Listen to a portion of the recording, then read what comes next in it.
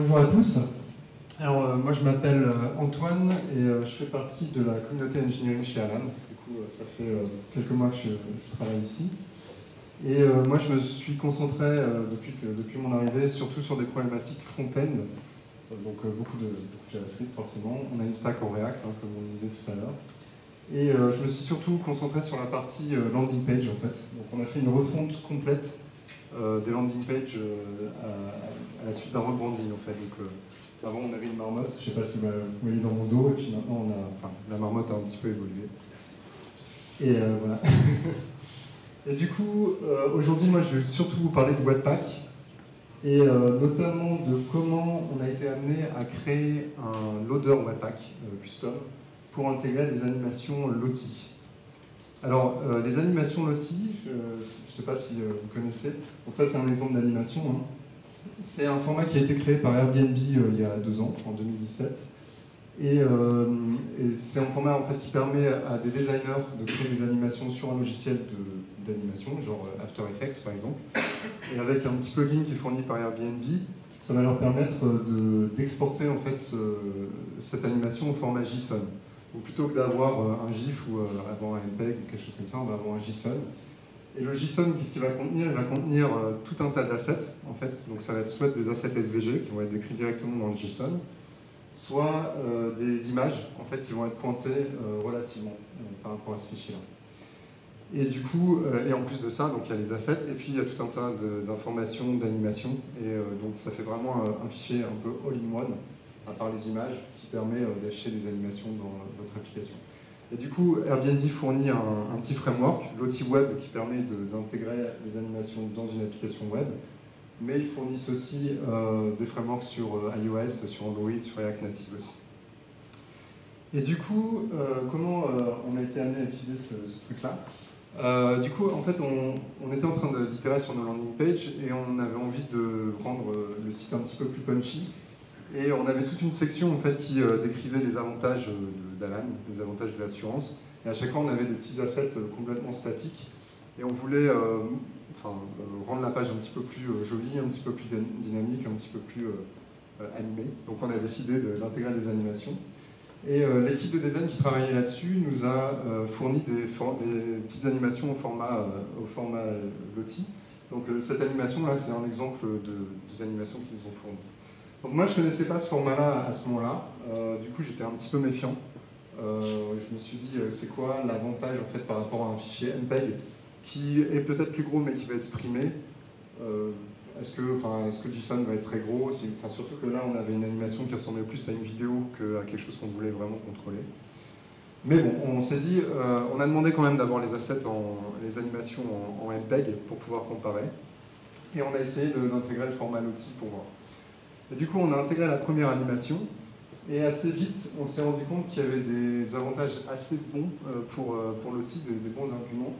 Notamment, alors déjà sur la flexibilité, on avait la contrainte, alors pour ne pas transformer les landing pages en sapin de Noël qui ont des animations qui tournent en boucle éternellement, on voulait avoir des animations qui, pour la plupart, allaient se jouer une seule fois, et certaines animations qui allaient se jouer une fois et puis boucler, mais pas en entier, juste à partir d'une certaine frame. Donc par exemple, si vous avez une animation qui fait 100 frames, de 0 à 100, il va jouer l'animation de 0 à 100, et puis après, une fois arrivé à 100, il va repartir à 60 et boucler entre 60 et 100. Ça permet d'avoir une petite section de l'animation à la fin, qui est suffisamment discrète, mais qui est quand même sympa. Et ça, le framework de Lottie, d'Airbnb, permet de le faire très facilement. On peut donner, voilà, je veux boucler entre tel frame et tel frame. C'est probablement quelque chose qu'on pourrait faire avec du MPEG, mais ça nous aurait pris un peu plus de boulot. Là, c'est out of the box avec ce framework-là. Et un deuxième avantage qui n'était pas négligeable, c'est que les MPEG qu'on nous a fournis, alors déjà, il faut gérer les tailles, parce que selon la densité de pixels que vous avez sur votre device, ça peut changer. Et ensuite, les tailles qu'on avait, ça tournait autour de 1 méga pour quelques secondes d'animation, pour chaque animation. Donc c'était assez énorme, surtout quand on a à peu près 3 ou 4 qui sont affichés sur une page à la fois. Et donc c'est dommage de demander à l'utilisateur de charger tout ça. Et quand on a regardé le JSON qui était compilé avec Webpack, etc., et compressé, on se retrouvait avec à peu près 25 kilobits. Donc on se retrouve vraiment avec une taille beaucoup plus petite. Alors, il faut évidemment prendre en compte la taille du framework, qui est quand même qui tourne autour de 60 kilobytes, mais qu'on peut charger plus. Enfin, après le chargement de la page, on n'affiche pas d'animation dans le haut du viewport, donc on peut charger un petit peu après. Et du coup, on s'est dit, ok, ça marche super bien, on a une animation qui marche très bien, et on a eu des problèmes avec la deuxième animation. Donc quand on a essayé d'intégrer la deuxième animation, il se trouve que c'était un fichier JSON qui pointait vers des images. Donc en fait, et ces images n'étaient pas là en fait. Donc quand on lançait l'application, on se retrouvait avec quelque chose comme ça. Donc l'animation fonctionne, les assets SVG sont là, il n'y a aucun souci. Mais par contre, tous les assets images qui sont pointés par ce fichier JSON sont absents et Chrome du coup affiche une petite icône quand il se prend une 404 sur une requête d'image.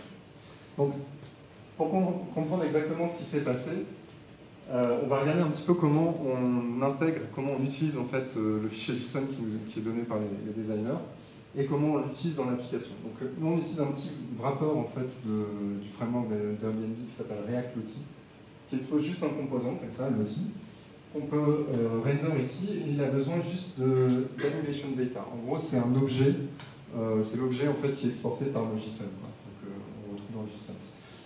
Et le truc, donc, comme vous vous en doutez, on utilise Webpack. Et pour ceux qui connaissent peut-être pas Webpack, c'est un bundler qui permet d'agréger en fait tous les modules de l'application en un ou plusieurs fichiers, et qui va, et le plus important, son boulot, ça va être d'écrire tous ces assets dans un dossier de compilation, et c'est ce dossier de compilation-là qui va être exposé sur votre site web derrière. Et du coup, ce qui se passe, c'est aussi en gros, sa fonctionnalité, c'est de gérer les imports. Donc vous pouvez avoir, c'est vraiment son domaine d'application, c'est de gérer comment les imports sont faits.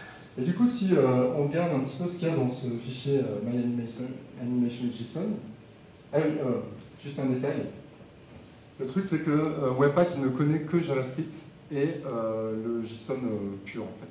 Donc il ne va pas, il va pas réussir à interpréter, par exemple, une image ou un fichier d'un certain type. Il est assez bête de base. Et si on regarde le contenu en fait, du fichier d'animation, on a un tableau d'assets. Donc il y a plein d'assets qui sont SVG, en fait, donc qui décrit directement à l'intérieur du fichier les paths, les formes, en fait. Mais quand on a des images, il se trouve qu'on a des petits objets assets comme ça, qui ont juste deux champs, U et P, qui pointent relativement vers une image qui est à côté du fichier JSON dans les sources. Donc, on a un dossier image, souvent, et puis à l'intérieur, on a toutes les images.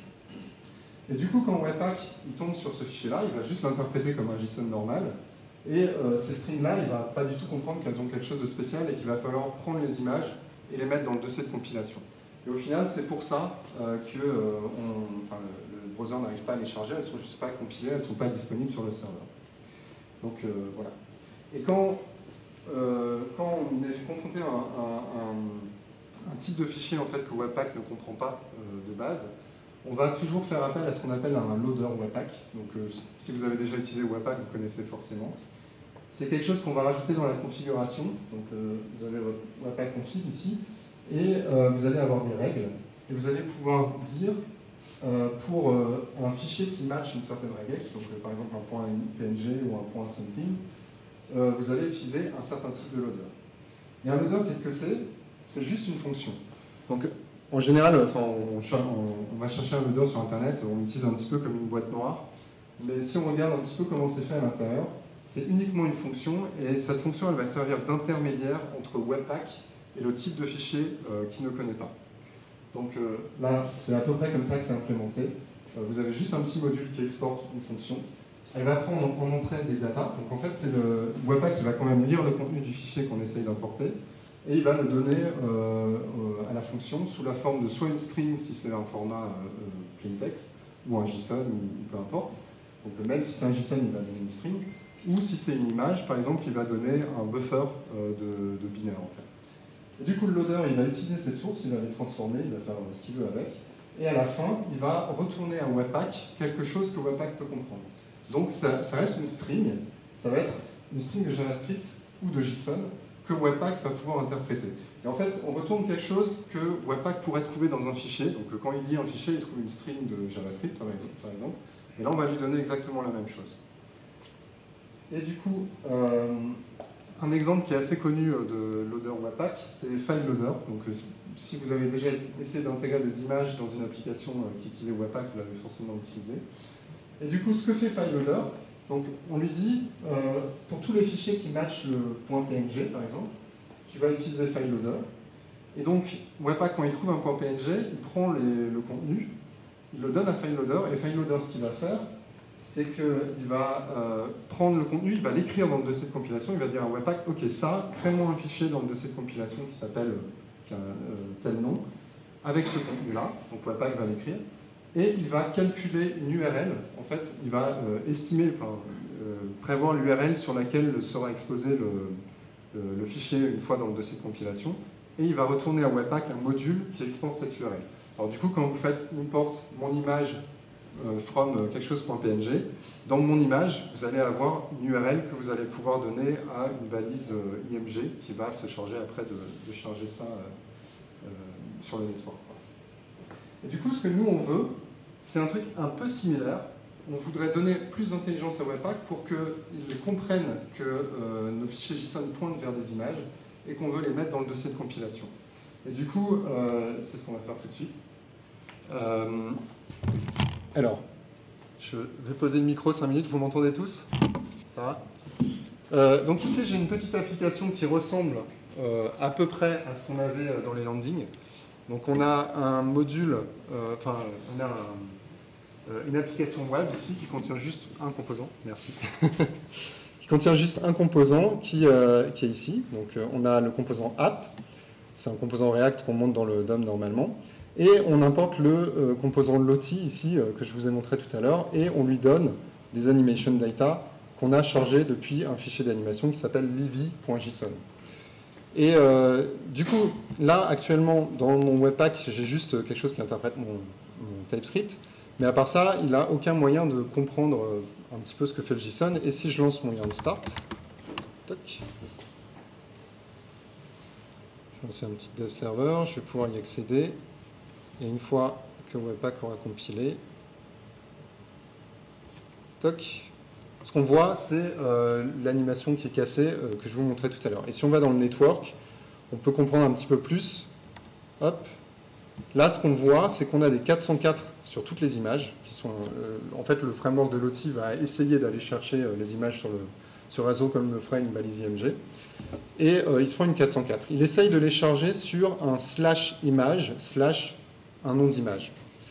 Et donc là, si on va regarder un petit peu le contenu en fait, de notre fichier d'animation, qui est ici dans Assets, donc Assets Animation, j'ai livy.json ici, et là on voit que j'ai bien cette liste d'assets, et on voit que dans les assets qui pointent vers des images, donc ici vous avez un exemple d'asset qui contient un PNG, donc il y a plein de trucs, il y a des shapes, des ovales, des trucs comme ça, mais les images, ça reste des objets très très simples, avec toujours un U qui correspond à une URL, j'imagine, et un P qui correspond en général au nom du fichier. Et du coup, l'URL, c'est ce qu'il utilise en fait dans le browser. Ici, il tape sur image / quelque chose. Donc on voit que que Lottie utilise le U plus le P pour trouver le chemin de l'image. Alors du coup, nous, ce qu'on va vouloir faire, c'est créer un petit loader qui va... donc j'ai un package ici qui s'appelle Lottie Loader. Je vais le rajouter dans la configuration Webpack. Et je vais dire à Webpack, OK, pour tous les points JSON qui sont dans le dossier Assets Animation, utilise mon Lottie Loader. Donc je peux y accéder directement comme ça, mais on peut mettre un chemin comme un module normalement. C'est juste que là, j'utilise un Yarn Workspace qui me permet d'utiliser ça comme un package NPM, quoi. Et si je vais voir dans mon Lottie Loader, j'ai, comme je vous l'avais dit tout à l'heure, juste une fonction qui prend des sources et qui, à la fin, retourne quelque chose que Webpack va pouvoir comprendre. Donc pour l'instant, mon loader ne fait absolument rien. Je récupère juste une méthode async qui me permet d'avoir un callback. Donc en fait, c'est plutôt que je pourrais retourner à la fin, mais en fait, ça voudrait dire que mon loader est synchrone. Et du coup, si je veux le rendre asynchrone, je peux utiliser ce petit this async que Webpack fournit au loader. Donc Webpack donne une petite API en fait, au loader pour pouvoir l'utiliser. Et donc à la fin, j'appelle mon loader callback avec... donc j'ai récupéré la string JSON en fait.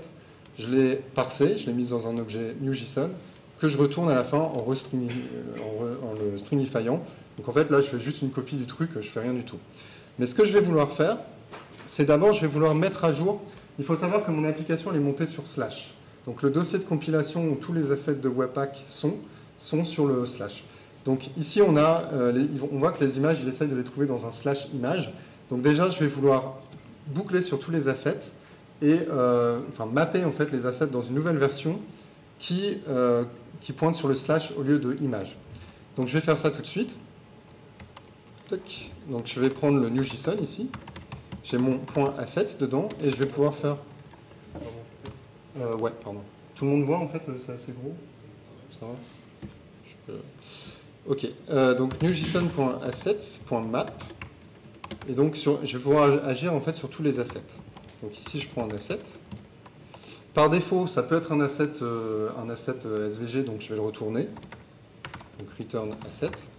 Et si jamais j'ai un champ P, en fait j'ai remarqué que tous les autres types d'assets n'ont pas le champ P ni le champ U. Mais du coup je vais me baser sur le champ P pour savoir que c'est une image, quoi. Donc si c'est un asset qui a ce champ-là, je vais retourner une copie de l'asset dans lequel je vais mettre à jour le U, donc l'URL, là, avec un slash, comme ça. Donc là, c'est cool. Maintenant, l'application, quand elle va récupérer le JSON, elle va savoir qu'il faut aller interroger le slash plutôt que d'aller chercher un image slash quelque chose. Mais pour l'instant, les images, elles sont toujours pas là. Je les ai toujours pas mises dans le dossier de compilation. Il n'a toujours pas compris qu'il fallait charger ces images. Donc c'est ce que je vais faire tout de suite. Donc avec mon asset.u et mon asset.p, je vais pouvoir trouver le chemin absolu de l'image sur mon disque dans les sources. Je vais pouvoir lire le contenu de ce fichier et je vais pouvoir dire à Webpack de emit, en fait, enfin ils appellent ça emit, c'est écrit le fichier dans le dossier de compilation. Et donc on a une méthode qui s'appelle emitFile qui prend un nom de fichier.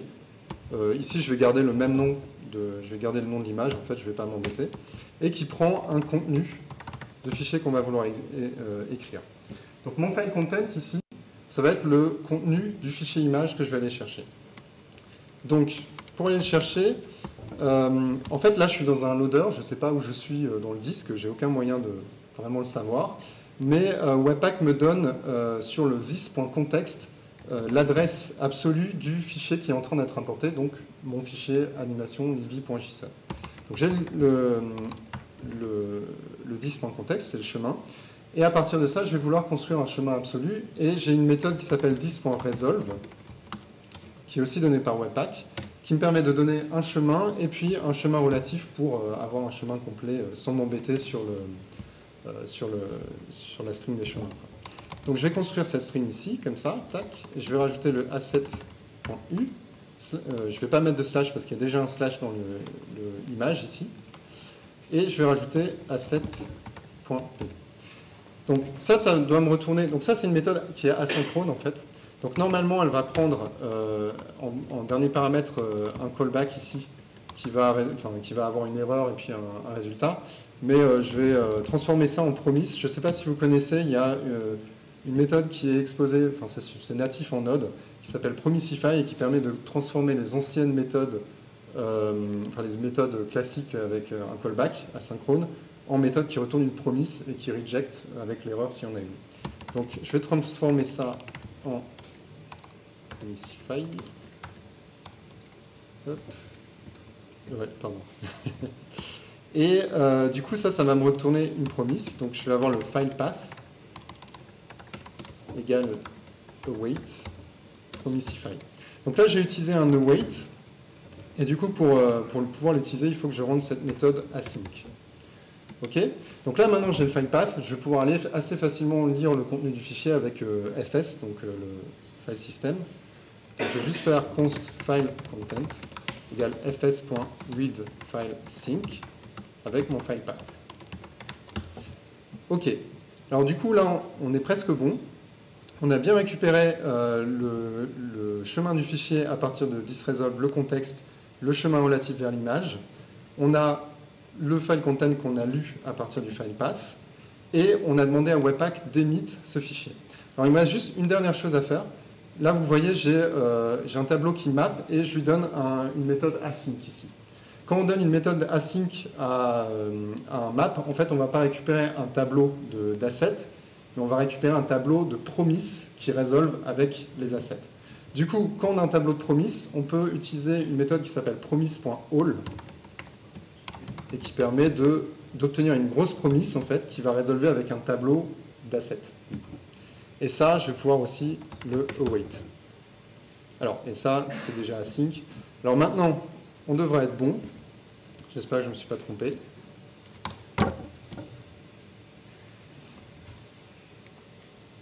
Et donc là, normalement, toc, toc, toc. Ah, je me suis trompé. Undefined, undefined. Asset.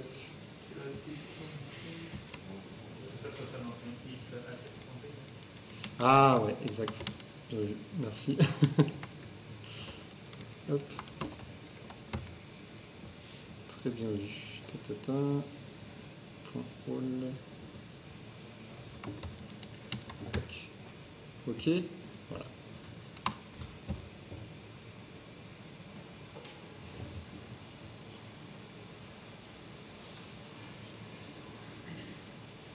OK, c'est bon. Et là, ça y est, donc on a les images qui sont écrites dans le dossier de compilation. Maintenant, on va les chercher sur le slash. Et du coup, on a l'animation fonctionne et c'est joli, tout le monde est content. OK.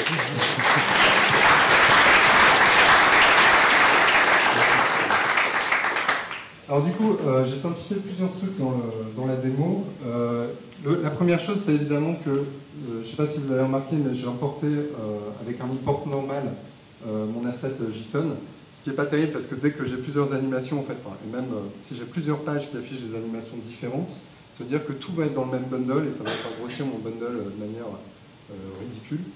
Et donc je pourrais utiliser un dynamic import pour importer ces JSON plus tard, juste au moment où j'en ai besoin. Et en fait, c'est ce qu'on a fait dans l'application. On regarde quand la zone de l'animation arrive près du viewport et c'est à ce moment-là qu'on va chercher le JSON. La deuxième amélioration qu'on pourrait faire, c'est aussi charger React Lottie plus tard, parce que comme je vous l'ai dit, il fait à peu près 70K, 69, 70K compressé, et du coup, ça ne sert à rien de charger ce truc-là si on n'est pas sur une page qui a déjà des animations, et si on n'affiche pas d'animation au premier paint. Donc on va essayer d'attendre le premier paint, et à ce moment-là, on va charger le framework, sauf si l'utilisateur commence à scroller et que là, on en a besoin. Là, encore deux choses. J'ai utilisé le slash. Là, j'ai considéré que je montais toujours mon application sur un slash. En réalité, on passe souvent à Webpack une petite string dans un champ qui s'appelle public path qui permet de remplacer le slash par un CDN et donc d'avoir une adresse complète vers laquelle on veut aller chercher les assets JavaScript, images, etc. C'est pas très très compliqué en fait dans le loader d'aller récupérer la config Webpack et du coup de récupérer cette adresse et de la donner. J'ai juste pas mis ça dans la démo, c'est un peu compliqué. Et dernière chose, c'est le nom du fichier. J'ai utilisé le même nom pour les images, ce qui n'est pas génial pour le cache, parce que du coup, si vous changez le contenu d'une image dans les sources et qu'un utilisateur est déjà venu, a déjà changé l'image, la deuxième fois qu'il viendra, il ne verra pas la mise à jour, il verra juste son ancienne image. Donc ce qu'on peut faire, c'est rajouter des hashes en fait, dans le nom des fichiers en fonction du contenu. Et d'ailleurs, il y a des packages à côté de Webpack qui s'appellent Loader Utils, qui permet d'interpoler, en fait, enfin de vraiment permettre à l'utilisateur du loader de configurer exactement le nom et le format du nom qu'il veut dans le dossier de compilation. C'est ce qu'on voit dans FileLoader, le crochet name, crochet hash, etc. Voilà, et donc ce petit projet, ça nous a permis d'apprendre plusieurs choses. Alors déjà, c'était cool parce qu'on a compris un petit peu mieux les API de Webpack autour des loaders. C'est toujours une bonne chose pour, à mon avis, de mieux comprendre l'environnement dans lequel on évolue. Ça permet d'avoir des petits insights. Et surtout, d'habitude, en fait, quand j'étais confronté à un format de fichier que Webpack ne comprenait pas, mon réflexe était juste d'aller sur Internet, regarder si un loader existait. Et si le loader n'existait pas, en général, je m'arrêtais là. Je me disais, bon, c'est pas possible, en fait. Il y a des personnes intelligentes qui n'ont pas fait de loader, donc je m'arrête là. Et en fait, en allant juste lire la doc de Webpack, on se rend compte que c'est pas si compliqué que ça, et qu'en allant juste un petit peu plus profondément, on peut avoir des avantages assez significatifs, comme du coup la flexibilité et la taille des assets qu'on charge. qui est quand même beaucoup moins grosse que les 5 vidéos de 1 méga qu'on aurait chargées. Donc voilà, merci beaucoup. Maintenant, si vous avez quelques questions, je vais essayer d'y répondre. Je ne suis pas du tout un expert sur Webpack ou sur tout ça, mais on avait envie de vous partager ça. Voilà. Merci.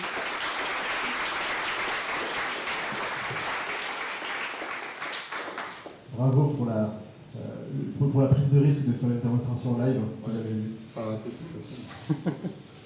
Est-ce que vous avez tenté, je ne sais pas si c'est possible, de déléguer le travail que tu fais avec le calcul du chemin et la création de fichiers à FileLoader qui sait peut-être déjà gérer des PNG qui seront inventés dans notre fichier? Alors, le truc c'est que par défaut, FileLoader, il va attendre qu'on lui donne l'URL des images directement. Et du coup là on donne un JSON. Donc en fait, si on essaie de... Alors déjà, si on mettait le FileLoader sur le JSON, on aurait juste l'URL du JSON. Ça ne servirait pas à grand chose.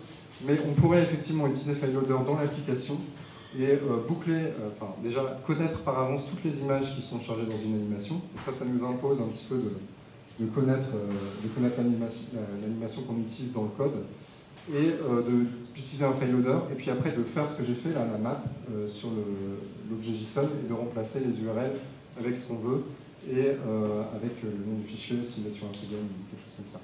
Du coup, là, au final, ça ne nous prenait pas beaucoup de temps, ça nous a pris peut-être une journée d'aller un petit peu dans le monde des loaders. Au final, c'est juste une fonction. On a eu quelques petits soucis parce que des fois, il y a quand même des trucs qui sont un peu compliqués ou bizarres. Mais au final, ça va, c'était assez simple. Et puis derrière, on n'aura plus besoin de faire ça, reboucler pour chaque animation. Maintenant, on les utilise un petit peu comme on veut. Si on veut utiliser d'autres animations dans le site, c'est un petit peu un investissement.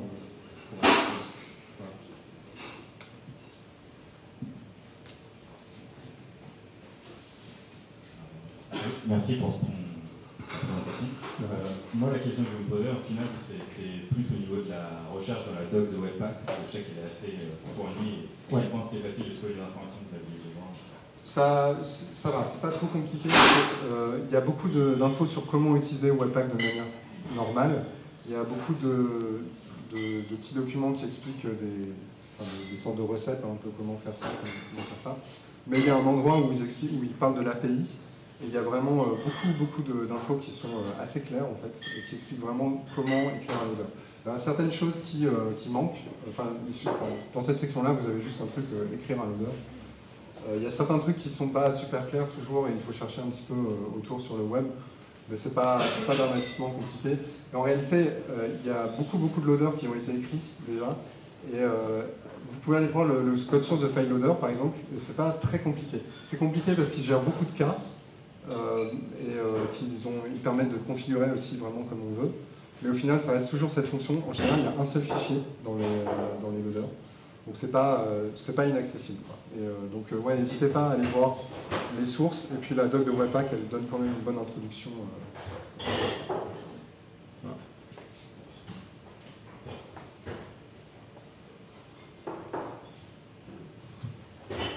Il est parti. Pour la prochaine personne qui a utilisé Webpack et l'outil et qui a un peu la flemme, qui charge des personnes intelligentes qui écrivent le loader, est-ce que vous avez pensé à open sourcer le loader? Oui, alors, ouais, on y a pensé. Je pense qu'on va le faire. Après, en plus, ce ne sera pas un gros investissement parce que c'est pas un gros fichier à gérer. Mais je pense qu'on est encore en train de discuter autour de ça. Parce que bon, après, il faut qu'on le maintienne, il faut qu'on réponde aux issues, etc. Mais c'est quelque chose c'est une chose vers laquelle on veut aller. Donc il y a de grandes chances que ce soit fait.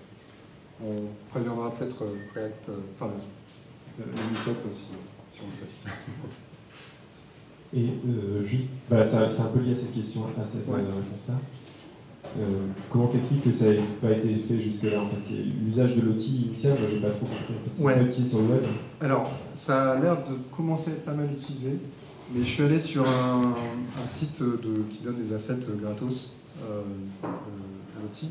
Mais la plupart du temps, en fait, on n'a pas d'image dans les fichiers d'outil. Donc, c'est souvent des assets purement SVG. J'imagine que c'est un problème qui n'est pas non plus ultra répandu. Du coup, voilà, c'est pour ça aussi qu'on a fait le truc custom. Et en cherchant un petit peu, on n'a pas trouvé de l'outil loader. les applications natives qui utilisent Lottie, c'est pas un browser en fait, c'est pas du... Ouais, alors pour les applications natives, ça va être différent parce que du coup, il n'y a pas besoin de compiler dans un dossier de compilation qu'on expose parce qu'au final, c'est juste, il prend le dossier des sources et on peut l'envoyer. Enfin, après, je suis pas développeur mobile, hein, donc je sais pas. Mais en gros, il n'y a pas seulement besoin de compilation. En tout cas, c'est ce qu'on avait sur React Native, je crois. On a essayé de le faire et on n'avait pas tout de suite le même problème en fait. Donc après, je t'avoue que je connais pas bien ce monde-là. Je sais juste qu'ils ont développé les frameworks pour ça. On est en train de mettre en place la sustentation. Il y a maintenant pour les questions. Lottie, c'est hyper puissant. Tu parlais du lien, taille, etc. Ouais. Moi, j'avais fait quelques essais. Malgré tout, c'est pas magique. Ils n'ont pas pu recoder l'ensemble des animations After Effects dans Lottie. Du coup, tu as pas mal de contraintes. Je ne sais pas si tu sais un peu quel est le process de création justement pour arriver à ces animations qui sont quand même top au final. Est-ce qu'il y a dès le départ la prise en compte de Lottie, comment ça fonctionne? Alors je pense que ça a été le cas. Après j'ai pas, on nous a déjà fourni les assets prêts. J'avoue que ça j'ai pas du tout eu cette vision sur les étapes. Mais effectivement j'avais lu que c'était quand même pas mal restreint sur les features qu'on peut utiliser.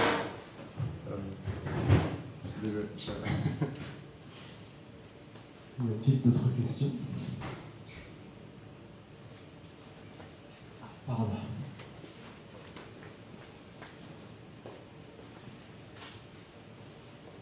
Alors ma question c'est comment tu gérerais des animations avec différentes densités de pixels au niveau des images? Alors, pour les images, en général, on utilise des assets assez gros de base. C'est aussi pour ça qu'on veut éviter de loader les assets en amont. Enfin, si on avait des MPEG, ça loaderait un peu plus. Mais oui, enfin, en général, on essaie de viser la haute densité de pixels, mais on va charger l'animation qu'au moment, et donc ces images, qu'au moment où elle va apparaître dans le viewport. Donc on va essayer quand même de minimiser l'impact sur le network. Après, là on avait quelques animations qui avaient des images, mais même ces animations-là utilisent beaucoup d'assets SVG au final, donc il y a moyen de minimiser en fait les images qu'on utilise. C'est vraiment quand on n'a pas le choix. Par exemple, quand on a une image de personne, ça ne sert à rien de faire un SVG pour ça. Voilà. Donc je pense que c'est vraiment l'idée, c'est de trouver un peu le terminal. Merci.